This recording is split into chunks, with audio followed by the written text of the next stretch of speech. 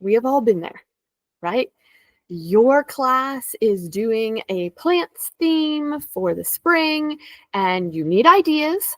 So you get out your computer, you type preschool plants theme into Google, and up pop a dozen Pinterest boards.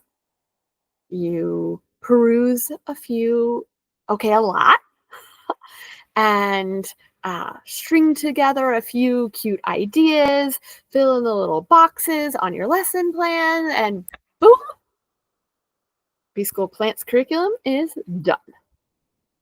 But what are your preschoolers really learning? Hello, I'm Nicole Trevillis-Fravel, and this is Wildwood Teaching. And today, I am here to tell you that your curriculum is not on Pinterest. Now, I completely see the appeal. We early childhood teachers are strapped for time. Often we are given little or no time officially for planning, right? We're supposed to figure out ideas a little bit while children are napping, or maybe that 10 extra minutes that you have in the morning when you've prepped everything for the day and the families haven't started arriving yet, or maybe you're just supposed to do it at home on your own time. And then on top of that, we're told to be child-led, to plan our curricula around the children's interests and needs, but nothing in our early childhood credential prepared us for curriculum design, right? We learned how to keep children safe. We learned how to honor and work with children's feelings. We learned about all the forms that needed to be filled out when. We learned the licensing rules. Maybe we learned a bit about classroom management. We never learned what exactly makes up a curriculum. So no wonder we turn to the internet and we want to find out what has been successful for other teachers, and I'm going to do that. And there is a way that we can get Pinterest or any Google search to work for us, and I'm going to get to that. But first, I want to cover a little bit more about why it doesn't work the way that most teachers are currently searching.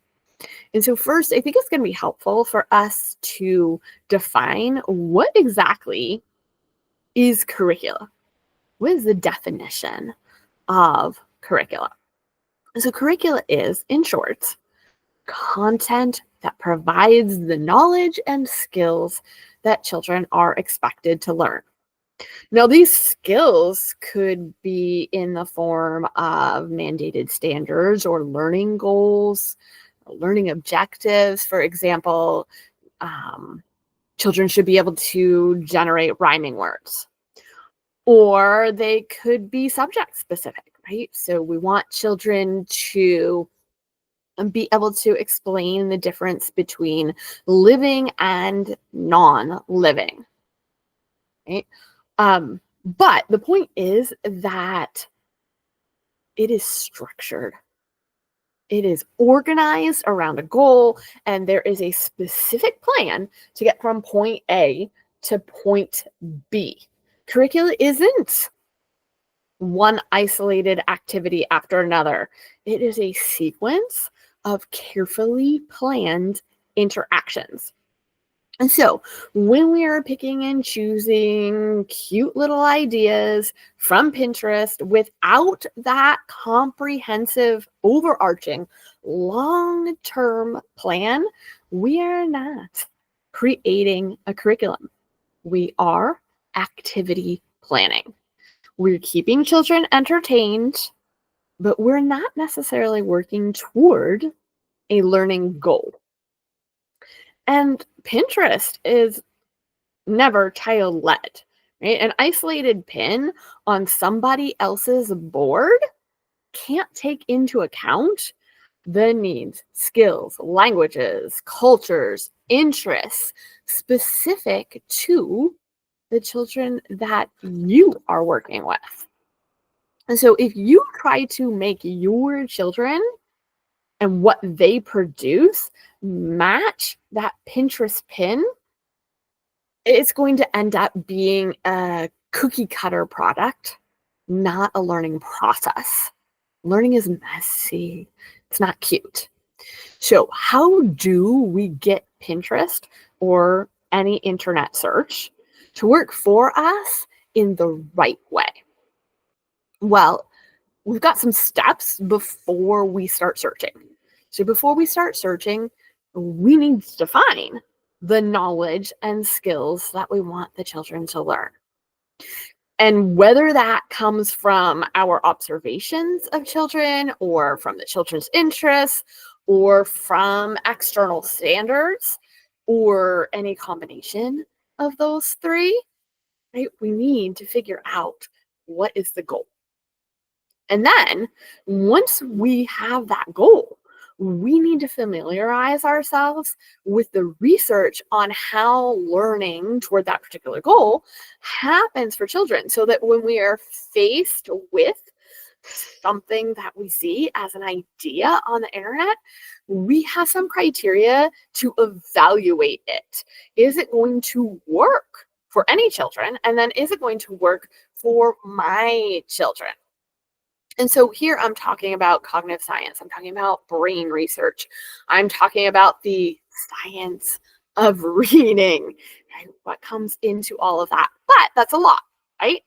And so really the most simple way to evaluate an activity that you are seeing on the internet is to really think about, are children doing work? Are they thinking? Is there any creative process to what the children will be doing? Do they have choices? Do they have to make decisions? And those decisions that they make, are they working toward that learning goal? Are they within the goals that we are set? Right? Because if whatever the children are doing moves them to think deeply and to make choices, right? To make those decisions, then they will be working towards a goal. Right? They need real, meaningful applications of the skills to practice it. If you are doing the majority of the work, or if you look at it and say, okay, yeah, the activity these kids are doing, right?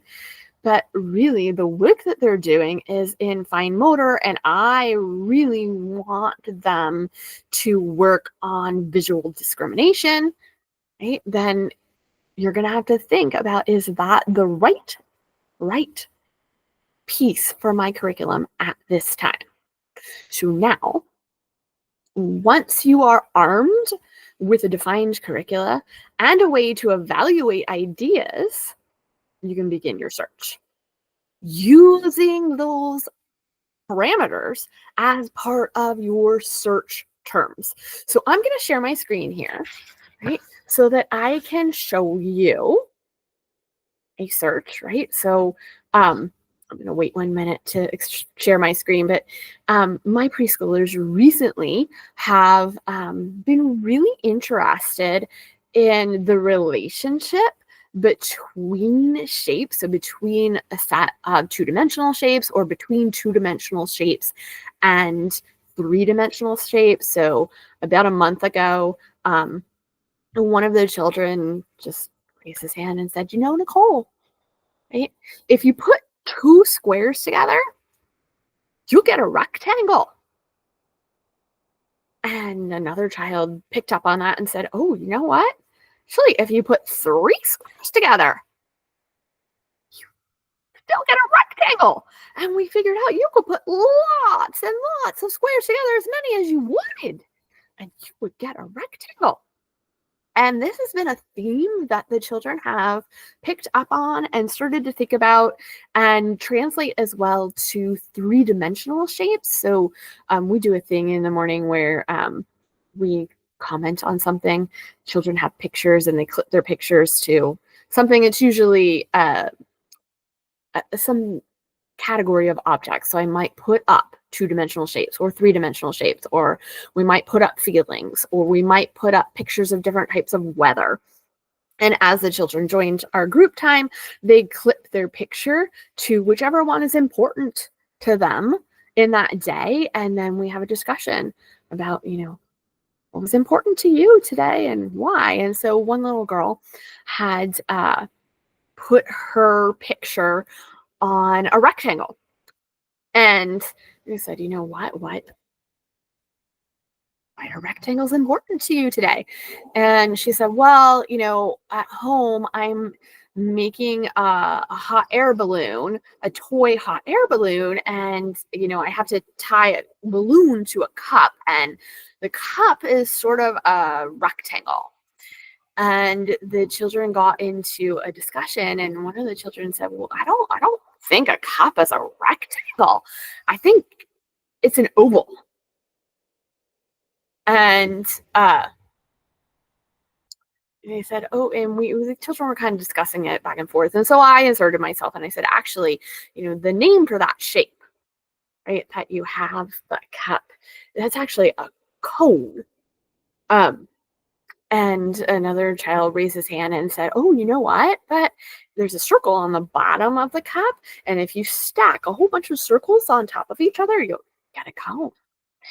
So I am now entering this search armed with the knowledge that my children are very interested in the relationship among various shapes. And I happen to know that the ability to describe the characteristics of shapes is, in fact, one of our preschool objectives. That if you look at, we go by desired results, and so that's one of the items is that children will be able to talk about shapes and describe them. And so now, armed with this information, I am putting into my my Google search, right, something very specific where it says learning the characteristics of two-dimensional shapes using plants. So I have written that objective right into my search, right? And it's spring, and say we are doing a plant theme, or we're looking at plants and we're investigating plants. And so what I come up with here, right, in this very first result, right? I'm going to click on it, although I need to change my share because I don't know, it doesn't actually share through. So now I will share this particular screen.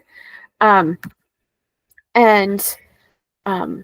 you can see here, it goes through standards. This is a first grade lesson, so it's first grade standards, but those are helpful because it will tell you this teacher had this in mind when they were planning for children.